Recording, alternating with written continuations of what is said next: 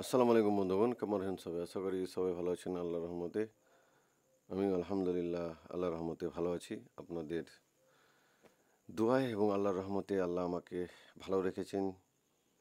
আমি যে কাজ হাতে নিয়েছি সেটা চালিয়ে যাওয়ার জন্য আপনাদেরও দোয়া চাই। তো আজকে আলোচনা হবে সূরা আল মুজাম্মিল এর আয়াত নম্বর 11 থেকে। ইতিপূর্বে 1 থেকে 10 নম্বর আলোচনা হয়ে গেছে। চাইলে আপনারা ভিডিওটা আমার চ্যানেলের ভিডিও সেকশনে গিয়ে দেখতে পারেন। সেখানে সিরিয়াল ওয়াইজ লেখা আছে, আপনাদের বুঝতে এবং শুনতে অসুবিধা হবে না ইনশাআল্লাহ। তো চলেন, আল্লাহ তাআলা সূরা আল মুজাম্মিল এর 11 নম্বর আয়াতে কি বলছেন এবং এখান থেকে আমরা কি শিক্ষা নিতে পারি এবং সেই শিক্ষা নিয়ে আমাদের বাস্তব জীবনে সেটা রূপায়ণ করতে পারি এবং আমাদের জীবনটাকে আল্লাহর দেখানো রাস্তাতে পরিচালনা করে চালিয়ে আমরা কি করি আল্লাহর প্রিয় বান্দাদের তালিকায় নিজের নামটা লিখতে পারি, সেই দিকে আমরা বিশেষভাবে আমল করব ইনশাআল্লাহ। আউযুবিল্লাহি মিনাশ শাইতানির রাজিম। বিসমিল্লাহির রহমানির রহিম। পরম করুণাময় অসীম দয়ালু আল্লাহর নামে শুরু করছি। ওয়া আযারনি ওয়াল মুকাজ্জিবিনা উলিন না'মাতি ওয়া মাহহিলহুম কালিলান। আর ছেড়ে দাও আমাকে এবং বিলাস সামগ্রীর অধিকারী মিথ্যারোপকারীদেরকে, আর তাদেরকে কিছুকাল অবকাশ দাও। এবার আল্লাহ তাআলা বলছেন যে যারা পাপী বান্দা, এবং আল্লাহ তাআলা যার প্রিয় বান্দাদের বলছেন, বা আল্লাহ তাআলা তার প্রিয় নবী হযরত মুহাম্মদ সাল্লাল্লাহু আলাইহি সাল্লামকে বলছেন, তার মাধ্যমে এই পরিস্থিতিতে যারাই পড়বে এখান থেকে একেই মানে কেউ ধরে নেন কেউ কোনো বিপদে পড়লো বা কেউ কোনো সাহায্য কারো কাছে চাইলো কোনো মানুষের কাছে, তো অপর মানুষটা কী করলো, তাকে সাহায্য না করে তাকে আরও কটু কথা শোনালো, তাকে আরও বাজে কথা শোনালো, বা কেউ কারো সামনে যদি কোনো দিনের কথা বলে, বা আমাদের প্রিয় নবী হযরত মুহাম্মদ সাল্লাল্লাহু আলাইহি সাল্লামের হাদিস কারো সামনে যদি তার তার চরিত্র দেখে তাকে বোঝানোর চেষ্টা করে, তা কোনো মানুষটা কী করবে, কোনো অপর মানুষ, তো একটা মানুষ অপর মানুষকে কী করে ধমক দেয়, তাকে গালাগালি করে, এভাবে তাকে নিরুৎসাহ দেয়, এভাবে তার বেইজ্জত করে তাকে সমাজের মধ্যে। তো ওই লোকগুলার ব্যাপারে আল্লাহ তাআলা বলছেন যে তারা এই কোরআনের কথা তারা শুনতে চায় না, আর তারা যা বলে তাতে তুমি ধৈর্য ধারণ করো। তো আল্লাহ তাআলা তার প্রিয় নবীর মাধ্যমে আমাদেরও বলছেন, যদি ওইরকম পরিস্থিতি হয়ে যায়, যে ওইরকম যদি আসে কোনো লোক, তাহলে তুমি কী করো, ধৈর্য ধারণ করো এবং সুন্দরভাবে তাদেরকে পরিহার করে চলো। 10 নম্বর আয়াতে আল্লাহ তাআলা এটা বলেছেন। যারা আল্লাহর পাপী বান্দা হবে, যারা কথা বলার, যারা কি বলা হয়, যে কথা বলা যারা টেকনিক যারা শিখেনি, নিজের ইচ্ছায় শুধু নিজের অহংকারে যারা কথা বলে, তাদের কথা আল্লাহ তাআলা বলছেন। যারা আল্লাহ তাআলার বিধান মেনে চলে না, জীবনযাপন করে না, তাদেরকে যদি কেউ বলতে যায়, তো তারা উল্টোই আরও বাজে কথা বা বাজে ব্যবহার তাদের সামনে করে দেয়। এরকম ওই লোকগুলোর কথা আল্লাহ তাআলা এখানে বলছেন যে ওদেরকে ছেড়ে দাও বা ওদেরকে পরিহার করো, বা ওদের এমনভাবে কথা বলো যাতে ওরা তোমাকে কিছু না বলে বা আমরাকে কিছু না বলে। তাদের সাথে এভাবে চলো পাশ কাটিয়ে, বা তাদের সাথে এভাবে চলাফেরা করো। আর ছেড়ে দাও আমাকে এবং এবং বিলাস সামগ্রী অধিকারী মিথ্যারোপকারীদেরকে, আর ছেড়ে দাও আমাকে এবং বিলাস সামগ্রী অধিকারী মিথ্যারোপকারীদেরকে, আর তাদেরকে কিছুকাল অবকাশ দাও। বলে ছেড়ে দাও আমাকে এবং বিলাস সামগ্রী অধিকারী মিথ্যা জ্ঞানকারীদেরকে। ওই লোকগুলোকে আল্লাহ তাআলা বলছেন আমার উপর সেটাকে ছেড়ে দাও। তাদের সাথে তুমি আর বেশি কথা বলতে যেও না বা তাদেরকে আর বোঝাতে যেও না।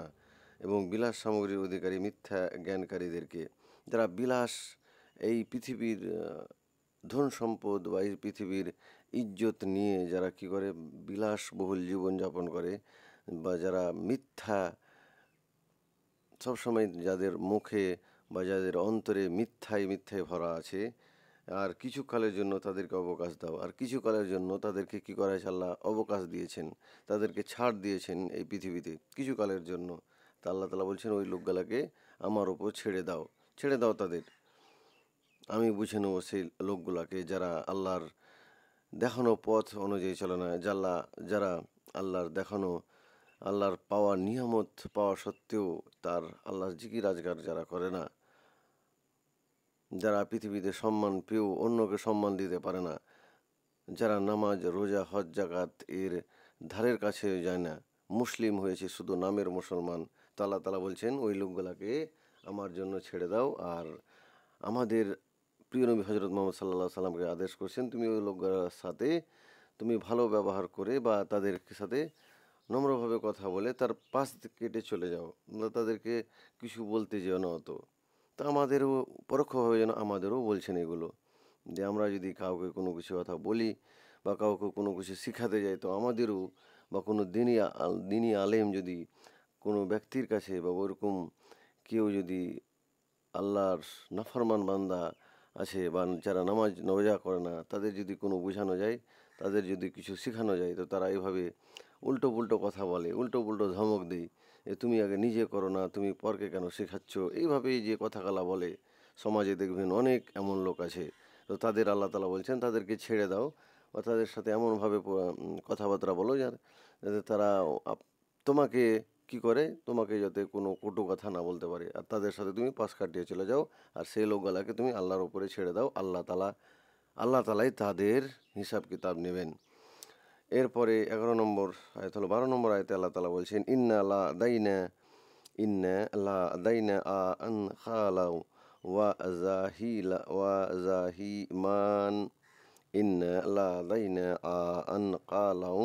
ওয়া জাহিমান, নিশ্চয় আমার নিকট রয়েছে শিকল সমূহ ও প্রজ্বলিত আগুন। সুবহান আল্লাহ। আল্লাহ তালা এবার বলছেন আমার কাছে ছেড়ে দাও। এবার আল্লাহ তালা কি করবেন ওই লোকগুলাকে, যে লোকগুলা এত কোরআনের যে এত কঠোর বাণী বা এত মধুর বাণী বা এত নিয়ামতের বাণী তাদের সামনে পাঠ করা হলো, বা আমাদের প্রিয় নবী হজরত মোহাম্মদ সাল্লাহ সাল্লামের হাদিস তাদের কানে পৌঁছানো হলো, তবুও তারা শুনলো না, তবুও তারা নিজের অহংকারে মেতে থাকলো, তবুও তারা নিজের ইজ্জত নিয়ে পৃথিবীর ধন সম্পদ নিয়ে মত্ত থাকলো। তাদেরকে আল্লাহ তালা এবার বলছেন যে তাদের কি হবে, আল্লাহ তালা বলছেন সেই লোকগুলোকে আমি দেখে নেবো। আর আবার আল্লাহ তালা বলছেন যে আমার নিকট আছে শৃঙ্খল, শৃঙ্খল বলতে ঝিঞ্জির বা বেড়া যাকে বলা হয়, হাত পা চারটায় হাত পাকে বেঁধে দেওয়া হবে।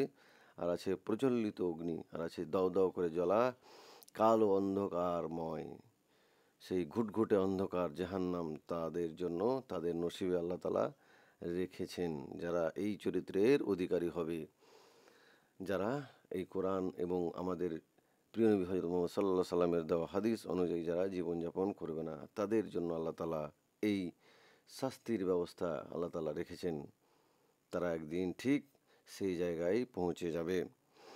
এরপরে 13 নম্বর আয়াতে আল্লাহ তালা কি বলছেন, ওয়াতা আমাজান ওয়াতা আমা ওয়াতা ওয়াতা মান জা গুসাতিউ ওয়া আজা আমান আলিমান, ও কাঁটাযুক্ত খাদ্য এবং যন্ত্রণাদায়ক শাস্তি।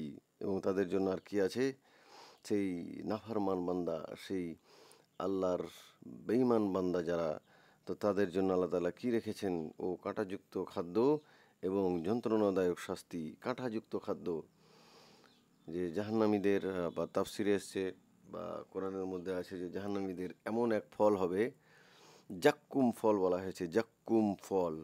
তো যেই ফল খেলে পরে শরীরের নাড়ি ভুঁড়ি ছিঁড়ে পায়খানার, যেটা আমাদের পায়খানার রাস্তা আছে সেই দিক দিয়ে বাড়িয়ে যাবে, এইরকম ভয়ানক একটা ফল সেই জাহান্নামীদের খাবার হবে। আর আছে এমন খাদ্য যা গলায় আটকে যায় এবং যন্ত্রণাদায়ক শাস্তি, যা গলায় আটকে যাবে এবং গলাকে ছিঁড়ে ফেলার মতন, মানে কি হবে, মানে সে মানে এমনভাবে করবে, এমনভাবে সে ফলটা যখন খাবে সেই জাহান্নামের ফলটা, তো তাকে সে গলাটা ছিঁড়ে যাবে বা তার অন্তর ফেটে যাবে, এরকম মানে কষ্ট আর শুধু কষ্ট। প্রত্যেকটা জিনিস জাহান্নামের মধ্যে যা আছে সবই কষ্ট এবং যন্ত্রণাদায়ক শাস্তি। আনকালা হলো নাকলুন এর বহুবচন, যার অর্থ শৃঙ্খল বা শিকল, তাকে শিকল পরিয়ে দেওয়া হবে আর তার জন্য এক যন্ত্রণাদায়ক আযাব এবং কষ্টদায়ক ফল তার জন্য অপেক্ষা করছে সেই জাহান্নামের ভিতরে যারা আল্লাহ নাফরমান বান্দা। আর কেউ কেউ এর অর্থ আগলাক বেড়ি করেছেন, জাহিমান অর্থাৎ প্রজ্বলিত আগুন, যা গুসাত গলায় আটকে যায়, এবং খাদ্য এমন খাদ্য যা গলায় আটকে যাবে, যে ফলটা খাবে এবং যা গলায় আটকে যাবে, না গলা থেকে নিচে যায় আর না বেরিয়ে আসে। সুবহান আল্লাহ।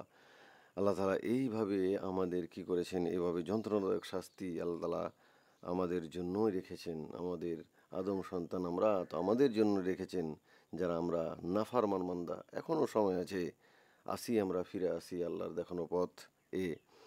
আর এই যে যন্ত্রণাদায়ক শাস্তি থেকে আমরা বাঁচার চেষ্টা করব ইনশাআল্লাহ, আমল করব এমনভাবে যাতে করে আমাদের এই রকম ফল, এরকম শাস্তি আমাদের ভাগ্যে, আমাদের জাহান্নামের মধ্যে আমরা পতিত না হই, আর এরকম ফল আমাদের নসিবে না আল্লাহ তালা রেখে রাখেন। এ খাবার হবে জারিয়াত, এর এক একটি কাঁটাদার গাছ, যা অতি দুর্গন্ধময় এবং বিষাক্ত।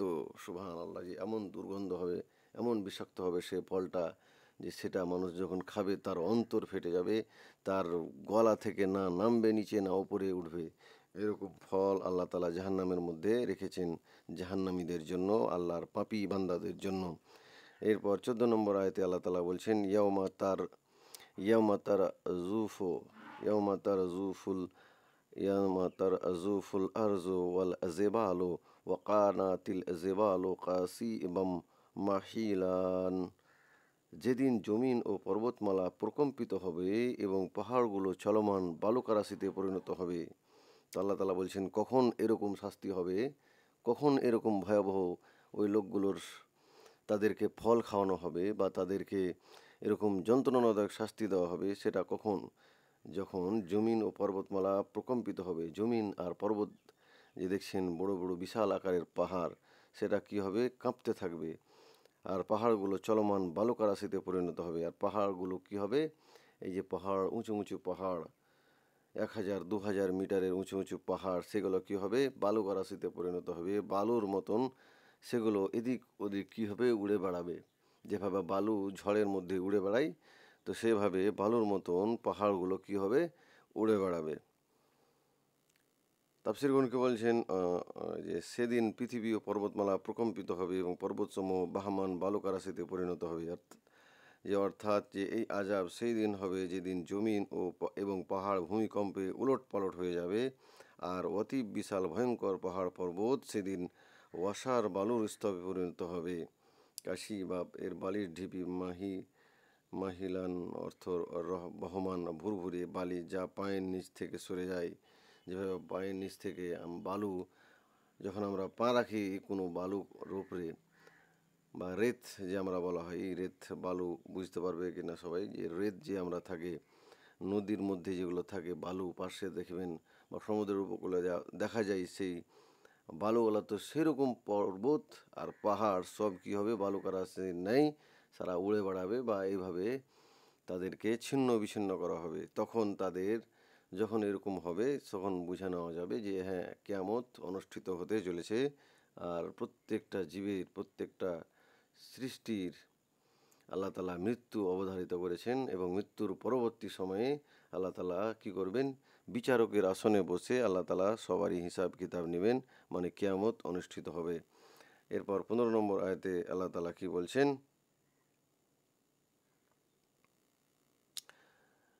তো যাই হোক, এখানে 14 নম্বর থেকে থাকতো আল্লাহ তালা আমাদের সেই ভয়াবহ জাহান্নাম থেকে আল্লাহ তালা আমাদের জেনে রক্ষা করেন, এবং সেই আযাব থেকে সেই এমন ফল সেই জাহান্নামীদের জন্য রাখা হয়েছে, সেই ফল না খেলে পরে না গলা থেকে নামবে, না গলা থেকে আর বের হবে। এরকম ফল, একধারী ফল আমাদের আল্লাহ তালা আমাদের জন্য আমাদের এই পাপী ভাই বোনদের জন্য, যারা এরকম খারাপ কাজ করছে, যারা আল্লাহর দেখানো পথ অনুযায়ী জীবনযাপন করে না, তাদের জন্য আল্লাহ তালা প্রস্তুত করে রেখেছেন। তো অবশ্যই আমাদের এগুলো থেকে বাঁচার জন্য আল্লাহর কাছে বেশি বেশি করে ক্ষমা এবং দোয়া চাইতে হবে। তো যাই হোক, ভিডিওটা আর বেশি লম্বা করছি না। ভিডিওটা ভালো লাগলে অবশ্যই বন্ধুদের সাথে শেয়ার করবেন ফেসবুকে দেখলে চ্যানেলটাকে ফলো করবেন, আর ইউটিউবে দেখলে চ্যানেলটাকে সাবস্ক্রাইব করে ঘন্টাটা দেবে রাখবেন পরবর্তী ভিডিওর জন্য। আসসালামু আলাইকুম ওয়া রাহমাতুল্লাহি ওয়া বারাকাতুহু।